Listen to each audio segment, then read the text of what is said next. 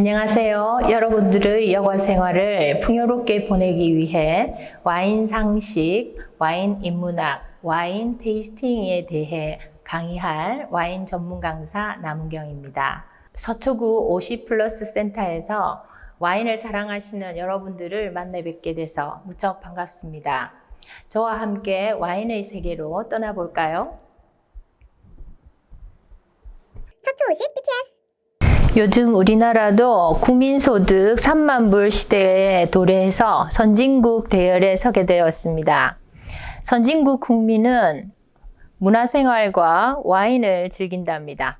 그런데 우리가 마트에 가면 수많은 와인들이 진열되어 있는 것을 보시고 무엇을 골라야 할지 난감하실 때가 많으시죠. 그것은 와인의 다양성 때문입니다.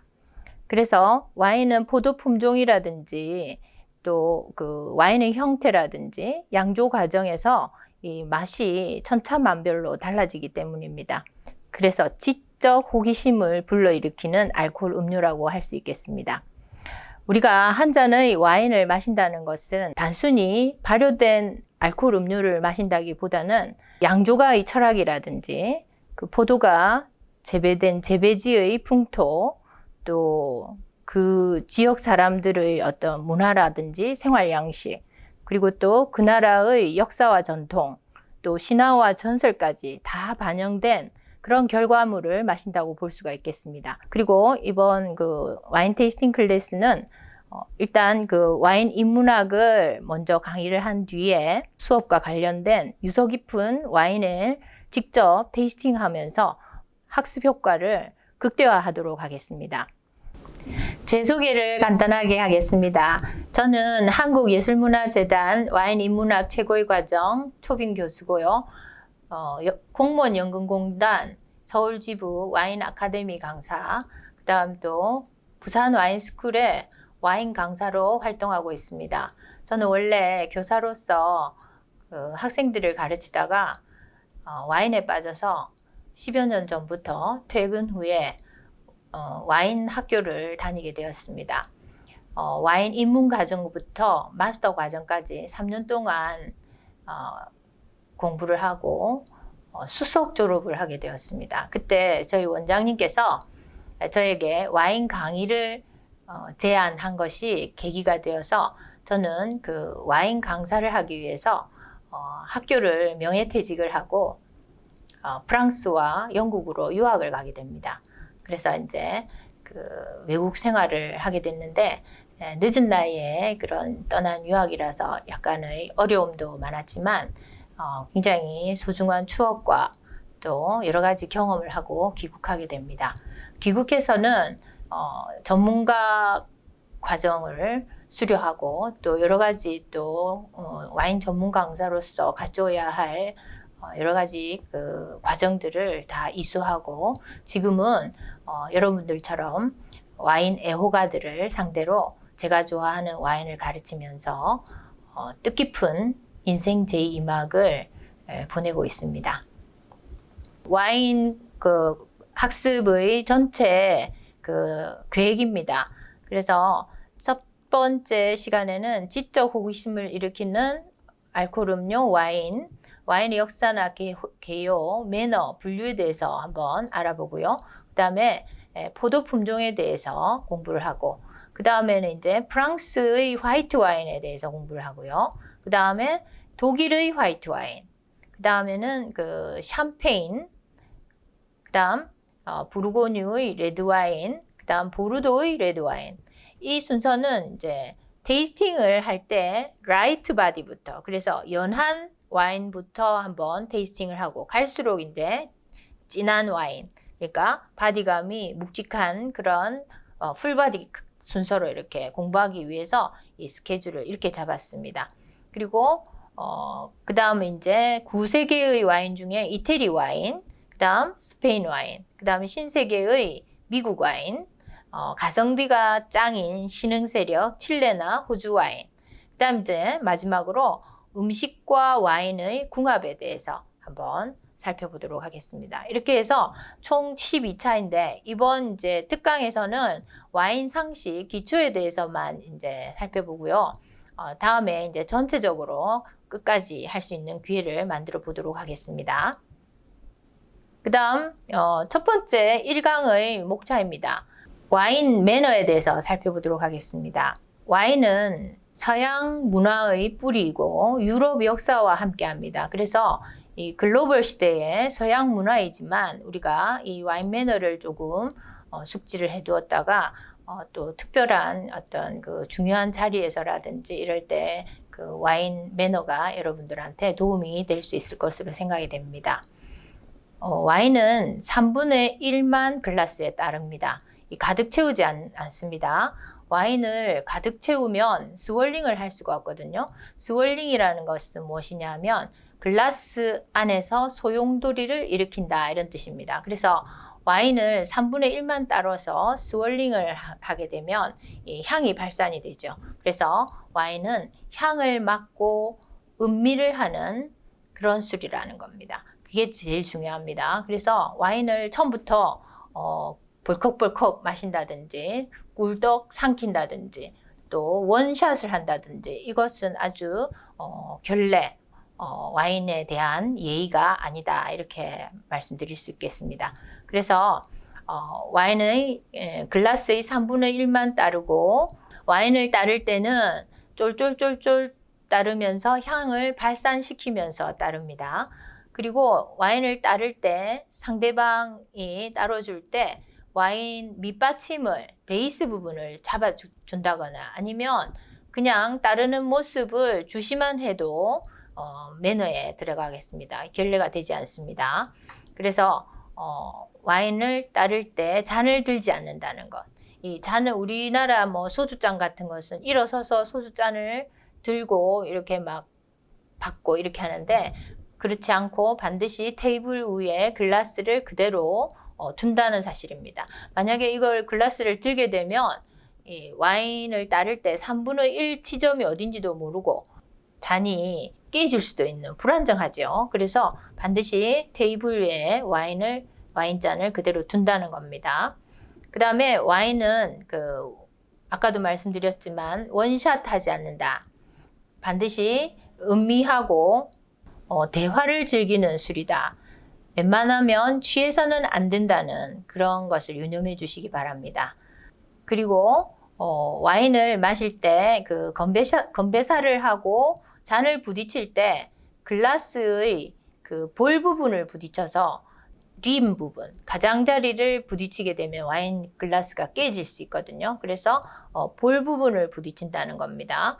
그리고 상대방의 눈을 바라보고 또 미소를 짓습니다. 그게 이제 eye contact and smile. 그것을 유념해 주시고 글라스를 바라보지 않고 서로의 눈을 바라보고 미소를 띈다는 겁니다. 그 다음에 와인은 잔이 비기 전에 첨잔을 하는 것이 좋습니다. 그래서 다 마시지 않고 항상 글라스에 와인을 약간 남깁니다. 그리고 나서 새로운 와인을 붓습니다. 그래서 섞어서 이렇게 마셔보는 것이 더 좋고요. 또 상대방이 미처 나한테 따라주지 않았을 때는 그 와인을 자기가 스스로 자기 잔에 따로 마셔도 결례가 되지 않습니다. 그리고 와인을 마시기 이제 싫다 이럴 때는 리움 부분에 그 손을 얹어서 거부 의사를 표현한다. 그다음 또 뭐 여성분들 같은 경우에는 립스틱 같은 게 이제 그 글라스 자국에 남게 되면은 보기가 안 좋으니까 지워서 깨끗하게 해서 글라스를 깨끗하게 한다는 겁니다. 그리고 인비노 베리타스입니다. 인비노 베리타스라는 것은 와인 속에 진리가 있다 이런 뜻인데요. 비노는 이태리 말로 라틴어로 와인이라는 뜻이거든요. 그래서 와인 안에 진실이 들어있다, 진리가 들어있다. 이 고대 그리스 로마 사람들은 와인 속에 알코올이 들어있다고 생각을 하지 못했습니다. 뭔가 신비한 물질이 들어있어서 와인을 마시면 왠지 기분이 좋고 마음속에 있는 말을 이렇게 수월하게 털어놓을 수 있고 또 진리를 탐구하고 학문을 연구하고 토론을 즐기고 철학을 논하는데 이 와인이 굉장히 중요한 역할을 했다는 겁니다. 그래서 인비노 베리타스가 고대 그리스 로마 시대의 격언입니다. 그리스 사람들이나 로마 사람들은 와인을 마시면서 철학을 논하고 또 특히 그리스 사람들은 와인에다가 물을 타서 천천히 연하게 마시면서 천천히 최대한 취하는 것을 배제하고 천천히 마시면서 대화를 즐겼다는 그런 대화의 술이라는 사실을 유념해 주시고 와인을 꼭 많이 마셔서 취하는 것을 약간 배제해 주시면 좋을 것 같습니다.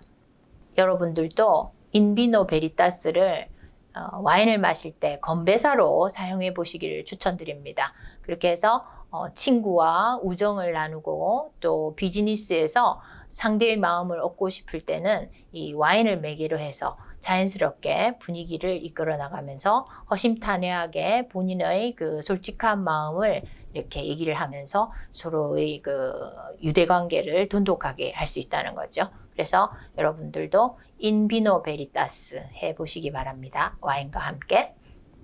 여기까지 와인 매너에 대해서 살펴보았습니다. 서초오십 BTS.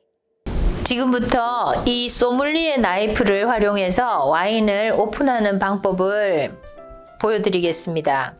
지금 이 와인은 이미 좀 따져 있는 와인이지만 한번 실습을 해보도록 하겠습니다. 자, 이 소믈리에 나이프를 이렇게 펼치면 이 지렛대가 나오고요. 이 나이프가 나옵니다. 그리고 이게 이제 스프링인데요. 이렇게 돼 있는데 이제 각자 역할이 있습니다. 일단 다 접고요. 호일부터 먼저 개봉을 해야 되기 때문에 이 호일이 지금 닫혀 있는데 요거를 따기 위해서 이 칼을 들고 이 병목 부분의 아래쪽 이 부분을 그 금으로 이렇게 그어야 됩니다.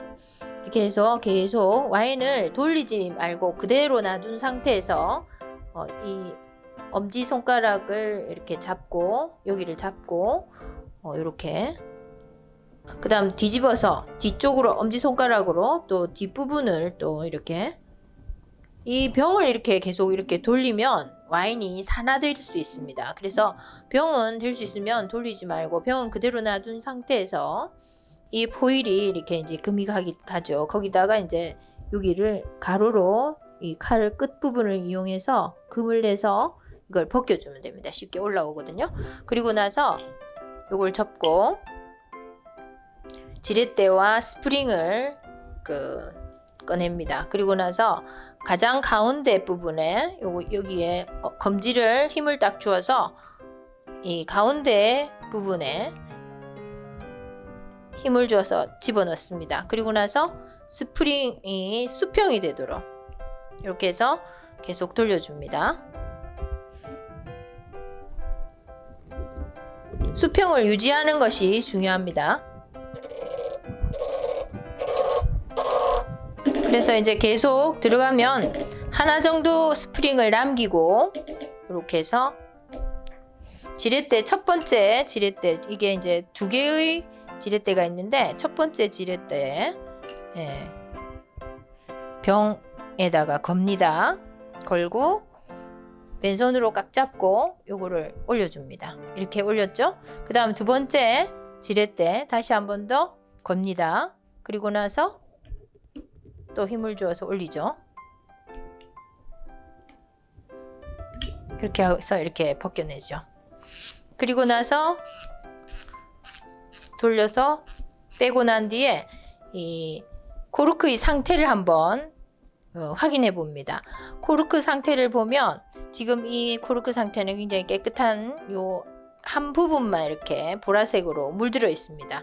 이게 이제 정상적인 코르크의 상태인데 가끔 가다가 열화 현상, 뜨거운 여름날 와인을 그대로 방치를 했을 때 와인이 끓어오릅니다. 그러면 이 흘러내린 그런 모습도 있고 그 코르크가 거의 많이 젖어 있고 이렇게 모양이 변질되어 있는 모습을 볼 수가 있고요. 또 어떤 경우에는 부쇼네 현상이라고 해서 코르크에 곰팡이가 쓸려 있는 경우도 있습니다. 그래서 와인의 그 상했는지 안 상했는지를 볼 때는 코르크의 상태를 확인하는 것이 중요합니다. 그리고 이제 향을 한번 맡아보죠. 그러면 잼이한, 왜냐하면 이게 오랫동안 이 와인에 접촉이 되어 있었기 때문에 굉장히 그 농축된 그런 향들이 올라옵니다. 그래서 향을 한번 맡아보시고, 그렇게 해서 와인을 오픈하는 방법을 말씀드렸습니다. 서초오십 BTS. 지금부터 와인을 한번 따로 보겠습니다.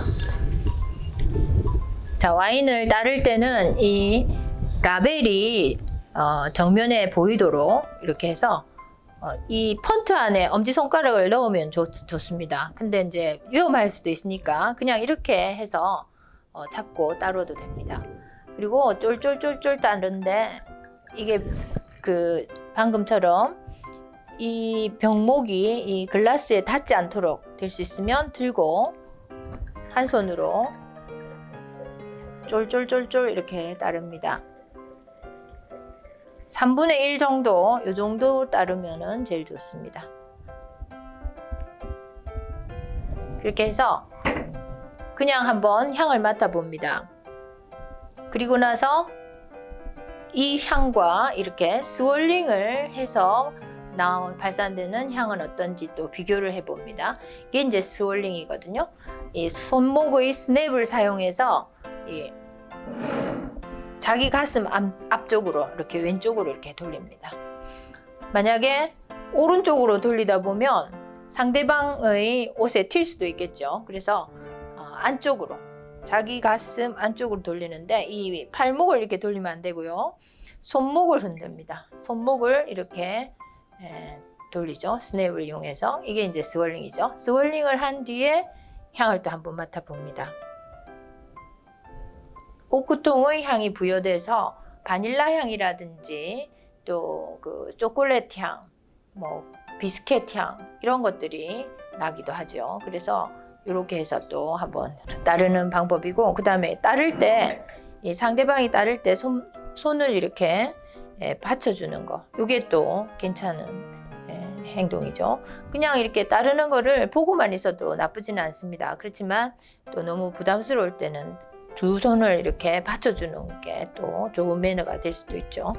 그 다음에 이 글라스와 글라스를 건배사를 하고 이렇게 부딪힐 때 이 림과 림이 이렇게 부딪히게 되면 깨지게 됩니다. 그래서 볼과 볼이 부딪힐 수 있도록, 그러면 굉장히 청아한 소리가 들리거든요. 이게 이제 크리스탈이 섞여 있는 그런 글라스일 경우에는 소리가 좋습니다. 그리고 약간 그 상대방과 약간 그 기울여서 이렇게 정면으로 이렇게 부딪히는 것보다는 약간 11도 정도 기울여서 볼과 볼을 부딪히게 되면 더 좋은 소리가 나지요. 이렇게 하게 되고, 또 글라스를 잡을 때 이 글라스의 스템 부분, 여기를 스템이라고 하는데 이 스템 부분을 잡는 게 제일 좋습니다. 그렇지만 뭐 굳이 이렇게 또 잡아도 나쁘지는 않고요. 이렇게 했을 때 이제 손의 그 열이 전도가 된다 이렇게 얘기를 하긴 하는데, 굳이 그렇게 많이 그렇게 전도되는 일은 없기 때문에 이렇게 해도 되고요. 이렇게 해도 상관은 없고, 또 어떤 경우에는 이렇게 잡고 마시는 사람도 있습니다. 그래서 어디를 잡는지 그게 중요한 거는 아니기 때문에 자유롭게 잡고 해도 상관은 없겠습니다. 서초오십 BTS. 자, 지금까지 와인 매너에 대해서 여러분들이 한번 보셨는데 재미있으셨습니까? 서초 50플러스 센터에서 와인 테이스팅 클래스 그 특강이 있는데 여러분들 많이 들으러 와주셨으면 고맙겠습니다. 안녕히 계십시오. 감사합니다.